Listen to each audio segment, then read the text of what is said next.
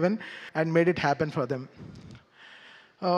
మీ అందరికీ తెలుసు December 5th రావాల్సిన సినిమా 12th వచ్చింది. సో వాళ్ళు అనుకుంటే ముందరే కేసు వేయించి ఎప్పుడో ఆపు ఉండొచ్చు, బట్ కరెక్ట్గా లాస్ట్ మినిట్లో వచ్చి ఆపుతారు. సో దీని గురించి మీకు తెలుస్తుంది ఎంత యూనిటీ లేకుండా ఉంది వరల్డ్ అనేది. సో అది we have to get everything right. అది చాలా అది మనం అని గుట్టుగా ఎవరు ఇంత స్ట్రాంగ్గా లేరు.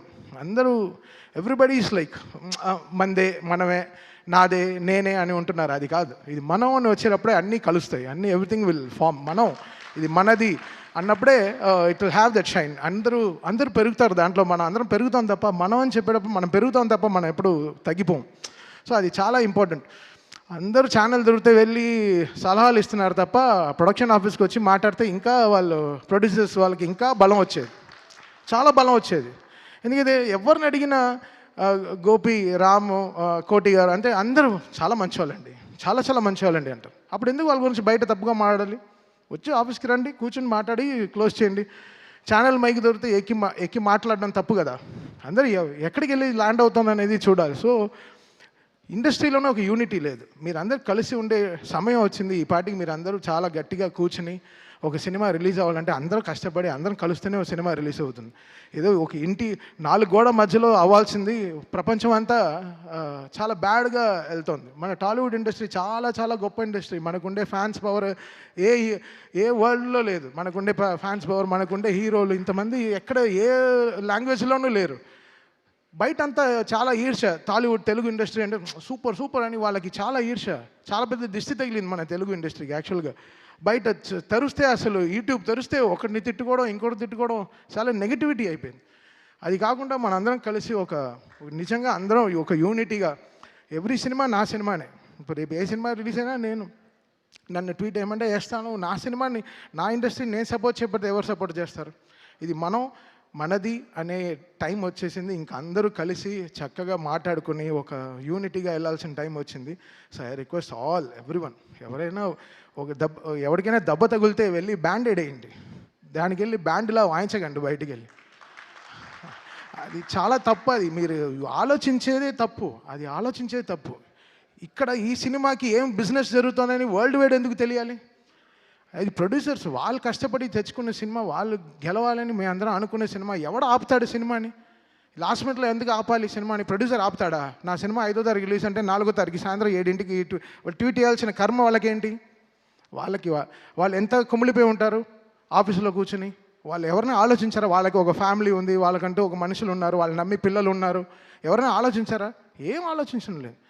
జస్ట్ అలా చేసడం అంతే, మాట్లాడడం తప్పుగా. ఎవడు చేస్తాడు తప్పు? ఎవడు తప్పు చేయడు. భయం, అందరికీ భయం ఉంటుంది. సో మీరందరూ ఒకసారి ఆలోచించి చేయండి ఏ విషయమైనా సరే. అది చాలా ఇంపార్టెంట్. ఊరికే జరగదు కొన్ని విషయాలు. బట్ ఏమున్నా ఇది ఎప్పుడొచ్చినా అయితే ధైర్యంగా ఉన్నాం. ఎప్పుడొచ్చినా ఈ సినిమా బాక్సులు బద్దలు అవుతాయి, స్పీకర్లు పేలుతాయి, కాలుతాయని మాకు తెలుసు. సో మేము ధైర్యంగానే ఉన్నాం. బికాస్ మనం దేవుడిని నమ్ముకుని వెళ్ళాం. సో ఒకరోజు దర్శనం దొరుకుతుంది, లేకపోతే 1 వీక్ తర్వాత దొరుకుతుంది. ఈ 1 వీక్ తర్వాత మీకు అందరూ దొరికింది. ఈరోజు మీరందరూ చాలా దీన్ని పెద్దగా చాలా దీన్ని మీరు రెస్పెక్ట్ చేసి ఈ సినిమాని అందరూ ఈరోజు ఫ్యామిలీస్ అందరూ వెళ్తూ థియేటర్ చూస్తుంటే నాకు చాలా హ్యాపీ అనిపించింది. ఇది ఎందుకు? బికాస్ ఒకరు కష్టం కాదు దీంట్లో. ఒక సినిమా జరగాలంటే ఒక మినిమం 2000 మంది పనిచేస్తే కానీ ఒక సినిమా రిలీజ్ అవ్వదు. అది ల్యాబ్ నుంచి ఎవడో ఎంతో కష్టపడితే కానీ ఒక సినిమా రిలీజ్ అవ్వదు. ఇది ఒక మనిషిది కాదు, అందరూ ఇంత టెక్నీషియన్స్. నాతోనే 600 మంది పనిచేశారు ఈ సినిమాకి. 600 మంది ఓన్లీ మ్యూజిక్ డిపార్ట్మెంటే పనిచేసింది. సో ఇంకా కెమెరా డిపార్ట్మెంటు, ఇంకా ఆర్ట్ డిపార్ట్మెంటు, ఇంకా మేకప్ డిపార్ట్మెంట్ ఎంతమంది ఉంటారు? అందరికీ పాపం అందరూ సంపాదించారు కదా. అందరూ everybody made money, everybody wants to, వాళ్ళ సర్వైవింగే ఇదే కదా. సో అందరు కలిసి చేస్తేనే కదా సినిమా. సో మనం అనే టైం వచ్చేసింది. ఇంకా మీరందరూ మన ఇండస్ట్రీ పైన మళ్ళీ చెప్తున్నాను. నేను బయట అన్ని ఇండస్ట్రీలు తిరుగుతాను తప్ప అందరికీ తెలుగు ఇండస్ట్రీ అంటే వాళ్ళకి హాలీవుడ్ లెవెల్లో చూస్తున్నారు మన ఇండియాలో.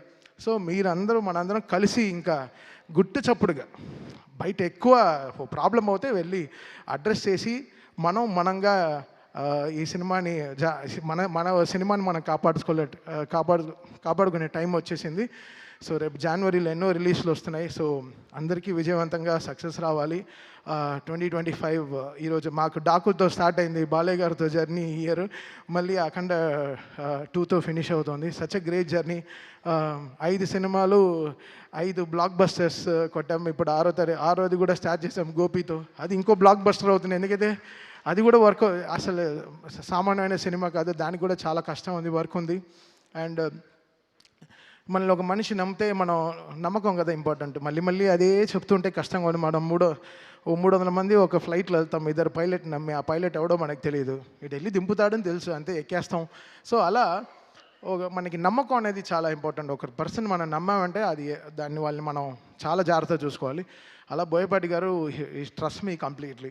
తమన్ గారు ఇది సూపర్ సార్, ఇది ఆయన యాక్చువల్లీ చెప్పుంటే మొత్తం 14 రీల్స్లో 14 రీల్స్ వస్తాం, మొత్తం 9 రీల్లో 2 కరెక్షన్ 3 కరెక్షన్ చెప్పుంటారు.